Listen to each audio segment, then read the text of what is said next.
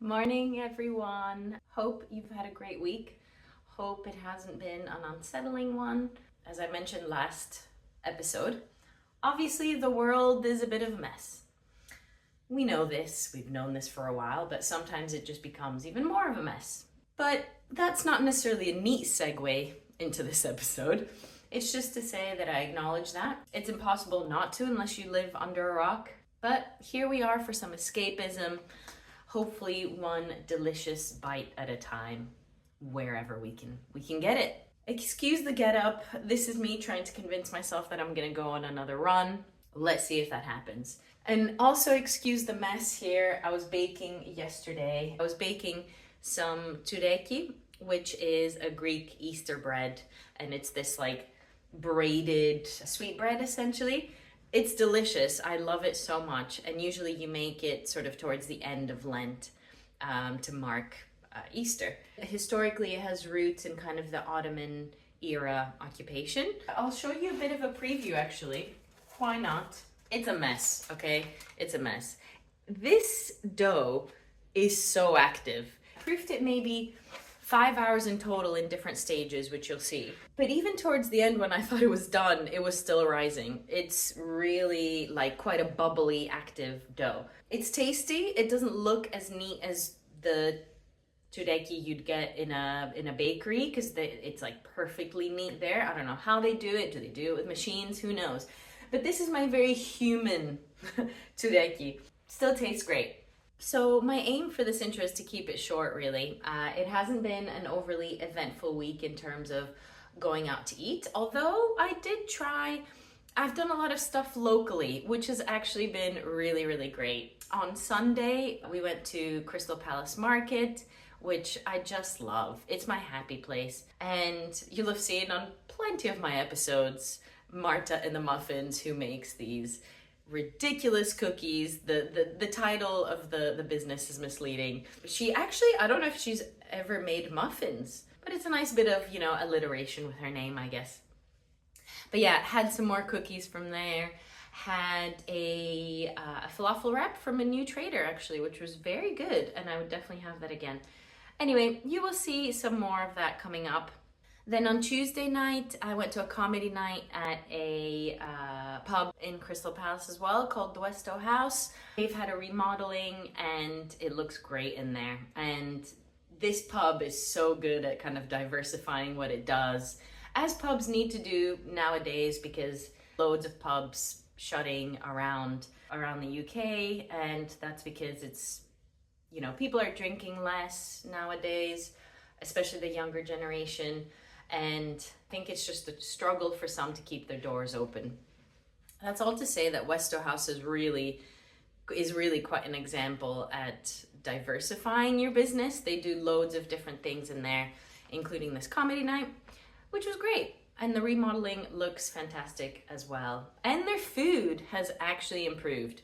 I'm really glad to say this because they take up quite a prime bit of real estate. So I was always a bit, a bit miffed. That's a very British term. For those of you who are non-British, it means I was a bit annoyed, I guess, that their food wasn't good, because it's always busy in there. It's a great place to be, great atmosphere, but the food was always subpar. It's getting better, I'm happy to report. I also tried a great local empanadas place. But anyway, I review all of that in the video. I guess I just want to do what I can supporting local businesses because it hasn't been easy for them with VAT rates. Support your local businesses, people, even if you're not in the UK. Very far away from local stuff, in a sense. I had some New Zealand snacks at work that my colleague brought in. I do a little review of it in the video, but it kind of has inspired me to do more snack hauls. There's a really great Asian supermarket near work, and my aim one of these days is to get like loads of little snacks, rate them, maybe get my colleagues or other people involved. We'll see how it looks, but watch this space on that one. Also in the kind of Greek cooking theme, I made some fava this week, which you will have seen maybe on my shorts. If you haven't, go check it out. It's a super easy dip that is a year-round staple, really. If you've been to Greece in the summertime, you'll have seen it on a menu for sure. But it also makes an appearance a lot during Lent because it doesn't have meat in it. It's quite like a frugal, simple recipe based essentially on nearly a handful of ingredients. So super simple and kind of, yeah, not fancy, frugal kind of eating. So yeah, it's been a full week in some sense, but not anything crazy. And that's just how it is sometimes. But I hope you enjoy this one. Leave any comments, any ideas below. Like and subscribe, obviously, if you haven't already. See you soon. Enjoy.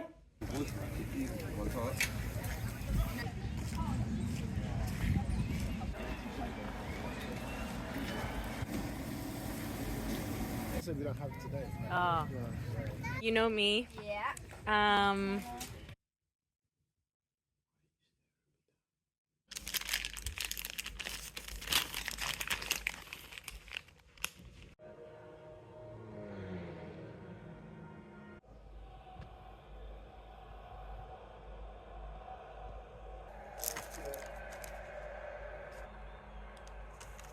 bit more pace on it.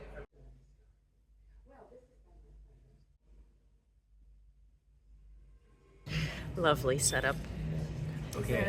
Abby, do you want to do that validation email thing Yes. while it's quiet? What colour is fire? Vanilla ice cream and fruit. Oh, it's just been on. Light and fluff. It's hella experience covered in chocolate. I really like the original. Everyone to like.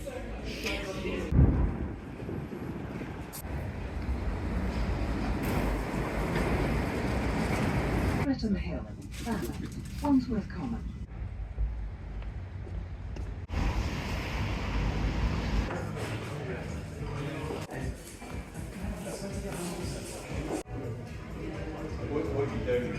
I mean, I need to rate it. What are you?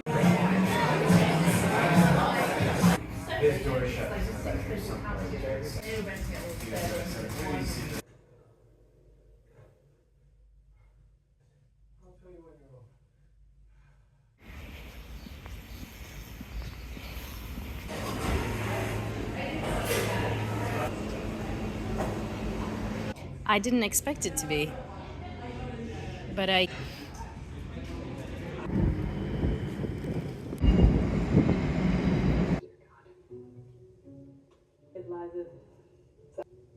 Let's chat a bit about marketing.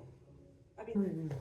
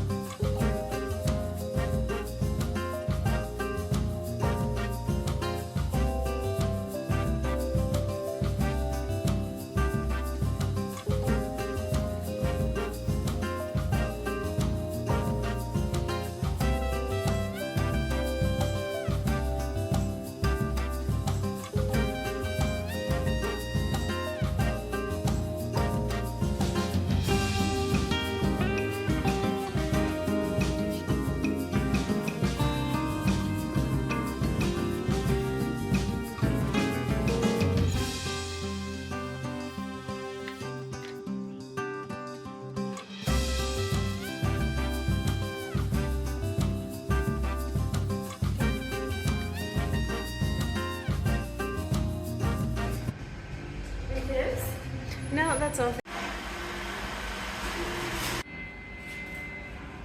Hello, peeps. So in between baking and working, I went up to Crystal Palace Triangle, and I decided to try out this empanadas place that's been open for a few months now.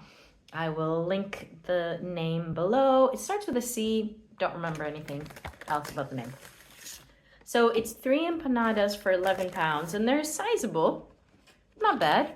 I got a flank steak one, a beef one, and a spicy chicken one. So I'm gonna tuck in. Oh, and they give you chimichurri sauce as well. So I'm gonna tuck in, do a little taste test, and let you know what it's like, as always. And this is me attempting to be healthy this week. That's going great, clearly. Also, they're nice and warm, which I appreciate. Ooh, spicy chicken. Mmm. That's almost like a sweet chili. It's really nice. Let's get some chimichurri on there. Oops. Chimichurri is great. Wow. Okay, let's go on to the others. I was actually gonna go to a place that's opened in West Norwood, a new bakery. That's still on the list and it will happen one day. But I have been walking past this place for so many months. It's local. Well, so is West Norwood, kind of. But I was like, screw it. I'm gonna go in and get some empanadas to try. And no regrets. Actually, I was wrong. I think the second one I got, one sec. The second one I got is a fugazzetta or locro. I think it might be a locro, but it's got like a bean stew in it. So yeah, I went vegetarian because I was like, I haven't had an empanada I am actually not sure I've had a veggie empanada before, but this is delicious. They actually sell a chimichurri by the jar in there as well, so I may have to partake in that at some point. Okay, I think this is the flank steak. Let's try it. It's pulled, so it's quite soft. Really lovely flavors in there. Honestly, these pack a lot of flavor. These small little parcels. I mean, they're not that small. But yeah, delish. And this is the place. Chacarero. Proper empanadas, handmade in London. They have a place in Crystal Palace. They've got a place in East Dulwich. And she did say somewhere else as well, which now I can't remember. But 3 separate places, so obviously they're doing something right. Also, the pastry is so nice. It's like flaky, but not like phyllo. It's almost like a thicker tortilla wrapped around these. Really nice. Highly recommend. I also was cheeky and I looked at their sweet stuff. They have a lot of alfajores, I think it's called, which are traditional South American sandwich cookies. They had brownie flavor. The lady there said the traditional one is like white biscuit on top with like a coconut dusting. And I think the middle layer was chocolate, like a moussey chocolate, milk chocolate kind of vibe. They look delicious, but my eyes then went over to dulce de leche cookies. I often talk about pistachio cookies, but dulce de leche also has me in a chokehold. So as soon as I saw them, I was like, gonna have to get those, aren't I? So I'll do a taste test of those for you as well, because I'm sure they'll be delicious if this is anything to go by. Okay, so now you find me ready to have a bit of this cookie. It's relatively chunky, not that much height, but looks like a solid cookie. Oh, smells so like caramelly.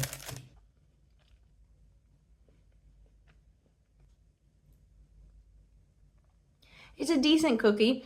I suspect it's better warm. It could maybe do with like a bit more salt to break up the taste a little bit.